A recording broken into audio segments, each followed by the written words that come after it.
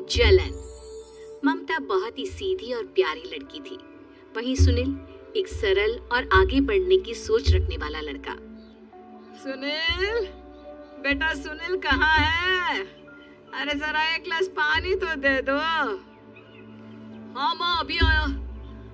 क्या माँ, पानी तेरे सर के पास ही तो रखा है, क्या हो गया है? तबीयत खराब है क्या? अरे नहीं नहीं, वो उठने का मन ही नहीं कर रहा था, तो देखा ही नहीं। वैसे क्या कर रहा है? यहाँ बैठना मेरे पास। माँ पढ़ रहा था। वो कहना नौकरी में तो वक्त नहीं मिलता, अब ऑफिस से घर आकर ही तो वक्त मिलता है। अच्छा अच्छा ठीक है, पढ़ ले जा बेटा। सुनील पढ़ लिख कर और आगे बढ़ना चाहता था, लेकिन माँ की तबीयत खराब देखकर सोचता है कि शादी ही कर ले। कब तक माँ का ख्याल वो अकेले रख पाएगा? तो एक दिन, माँ ये ममता है, मैंने इससे शादी कर ली है। तुम्हारी तबीयत भी ठीक नहीं रहती, तो मैंने सोचा शादी कर लेता हूँ। घर संभालने वाली और तुम्हें संभालने वाली कोई आ जाएगी तो अच्छा रहेगा। माँ अचानक से सामने बहू देखकर हैरान रह जाती है। बेटा ये क्या बात होती है? न बैंड, न बाजा, न दहेज, न शगुन, ऐसा कैसे बहू आ गई? माँ तू तो जानती है, मैं नौकरी के साथ पढ़ाई कर रहा हूँ, तो कहाँ से इतना पैसा बचा पाता कि धूमधाम से शादी करता। वैसे भी माँ, लोग तो आकर खाकर निकल जाएंगे, इसलिए बस वैसे ही।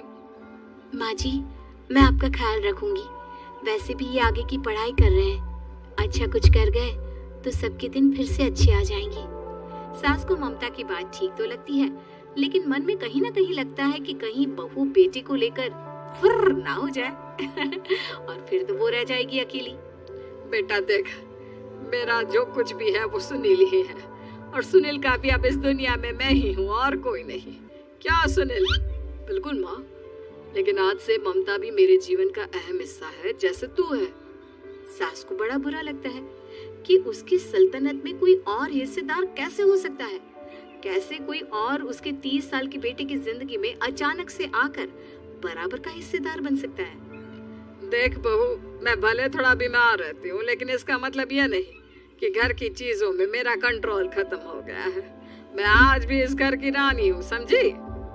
बेटा सोचता है कि ये माँ को अचानक से क्या हो गया। कल तक जो माँ कहती थी कि जिंदगी का कोई भरोसा नहीं, वो अचानक से जंग के मैदान की झांसी की रानी कैसे बन गई?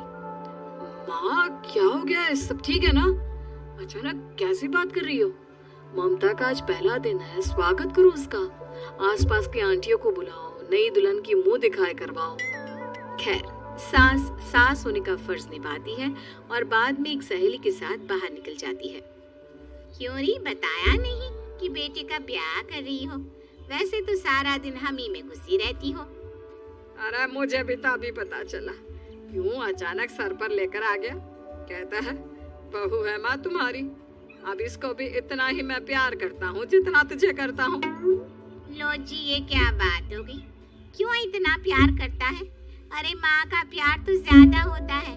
अब उसको तो कोई दूसरा पति मिल सकता है, लेकिन तुम ही बताओ, क्या माँ की ममता किसी और की हो सकती है?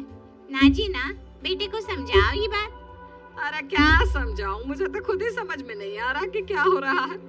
जो बेटा कल तक माँ माँ करता था, अचानक से बीवी बीवी का राग आलाप रहा है।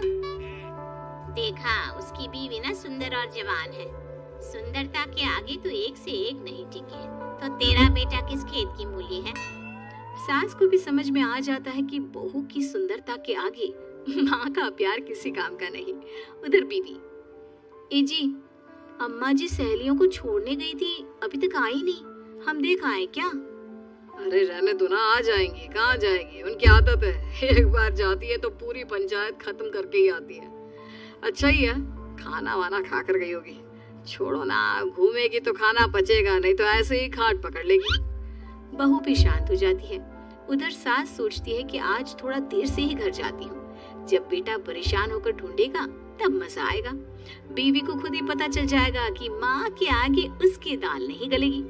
लेकिन वहीं दूसरी ओर घर पर, ए जी, माँ जी अभी भी नहीं आई। हमको तो घबराहट हो रही है कि क्या करें, जाकर पता करें किसी के घर। अच्छा, कहाँ जाओगी ये भी बता दो।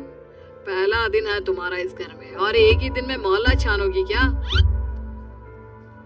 हाँ, तो आप भी तो नहीं जा रहे हैं ना, हमको फिक्र हो रही है। अरे यार, ये रोज का है अम्मा का, खाओ और सो जाओ। बस फिर क्या था। बेटा बहू खाना खाते हैं और कमरे में सोने चले जाते हैं। उधर जब सास को कोई देखने नहीं आता तो वो हार कर घर आ जाती है, जहाँ वो देखती है कि सारे घर की लाइट्स बंद है। सास को गुस्सा आता है। बहू, ममता बहू कहाँ हो? लेकिन सारे दिन की थकी बहू को ऐसी नींद आती है जैसे किसी ने भांग की गोली खिला दी हो। वो तो नहीं उठती। उठकर आ जाता है बेटा। क्या बात है अम्मा, काहे चिल्ला रही हो? अरे सो जाओ ना, सुबह की थकी है बहू, वो सो रही है। जोर से बोलोगी तो नींद खुल जाएगी उसकी। माँ को गुस्सा आ जाता है। फिलहाल तो सो जाती है, लेकिन मन ही मन ढेर सारा जहर बहू के लिए भरा होता है। सुबह बहू चाय बना रही होती है कि सास धीरे से गैस तेज कर देती है, जिससे चाय का बर्तन जल जाता है। और जैसे ही बहू चाय का बर्तन उठाती है, उसका हाथ जल जाता है। मेरा हाथ जल गया। वो जोर जोर से चिल्लाकर इधर उधर भागती है कि सास थोड़ी देर में उसके हाथ में पानी डाल देती है। हाय रे बहू, क्या कर रही हो? पहली बार रसोई छुई हो क्या? सासू माँ, गलती से गैस तेज रह गई थी और बर्तन जल गया, जिससे मेरा हाथ जल गया। हाय रे, कितना गंदा दाग। छी छी छी छी, मुझे तो उल्टी आ रही है तेरा गला हुआ मांस देखकर। तू ना मुझे अभी साथ से खाना मत लगाना। बहू भी खुद का हाथ देखती है तो उसे भी रोना आ जाता है।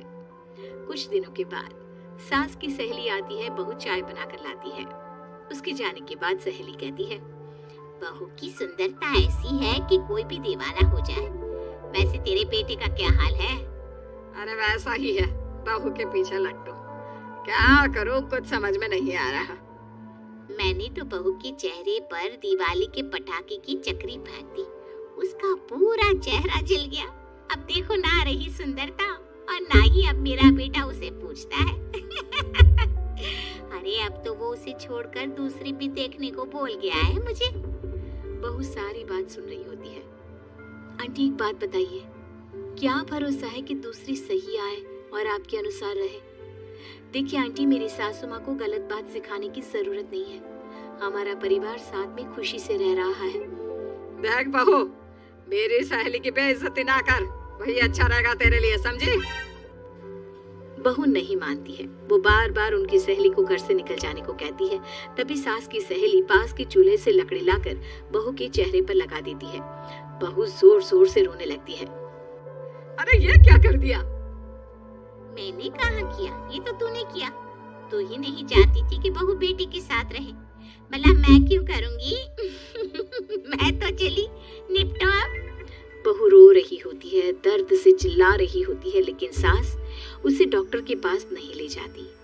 तभी पति आता है। क्या हो गया ममता? ये दाग कैसे लगा? तुम कैसे जली? ममता कुछ नहीं कहती, बस दर्द से करा रही होती है। पति माँ की तरफ देखता है। हो ना हो माँ, ये पक्का आपका काम है। आप ही ममता से जला करती थी ना। देखना माँ, अब पुलिस आएगी, केस बनेगा, लेकिन पहले मैं ममता को अस्पताल लेकर जा रहा हूँ। सभी अस्पताल जाते हैं, जहाँ डॉक्टर ममता की सास से कहते हैं, आपने तो नहीं जलाया ना बहू को? अब ममता की सास के तो पसीने छूट रहे होते हैं। वो घबरा कर कहती है, ना ना डॉक्टर साहब, कैसी बात करते हैं? हम क्या जलाएंगे अपनी बहू को? डॉक्टर ममता के पति से पूछते हैं, देखिए, क्योंकि ये ससुराल में जली है तो मामला पुलिस का बनता है, तो आप पहले पुलिस को बुलाइए, तभी इलाज पूरा होगा। सास डर जाती है कि अब तो बच्ची जिंदगी जेल में ही रहना होगा। रहने दीजिए ना, पुलिस को क्यों बुलाना? सारी हंसी खत्म हो जाएगी जब पुलिस के डंडे पड़ेंगे। बहू को जलाना भले ही बहुत आसान हो, लेकिन उसके बाद सारी जिंदगी जेल की हवा खाना। सास डर जाती है। पुलिस आती है। पास लेटी दर्द से करा रही ममता स्टेटमेंट देती है। तो क्या हुआ? तो कैसे जली आप? ममता पास खड़ी सास को देखती है। बेटी बताओ, कैसे जल गई तुम? ओए, काका का किरण वाली शाहरुख, चुप, बिल्कुल चुप। सास चुप। सभी इंतजार करते हैं कि ममता क्या बोलेगी। जी, मैं खाना बना रही थी, लकड़ी उड़कर मेरे ऊपर गिर गई और मैं जल गई। सास बहू की बात सुनकर रोने लगती है। देखा माँ, कितनी समझदार है ममता। ये चाहती तो, हाँ बेटा, ये चाहती तो मैं आज जेल में होती। मुझे माफ कर दे। मैं आगे से अभी कभी ऐसा नहीं करूंगी। बहू के साथ मिलकर रहूंगी। मुझे माफ कर दे।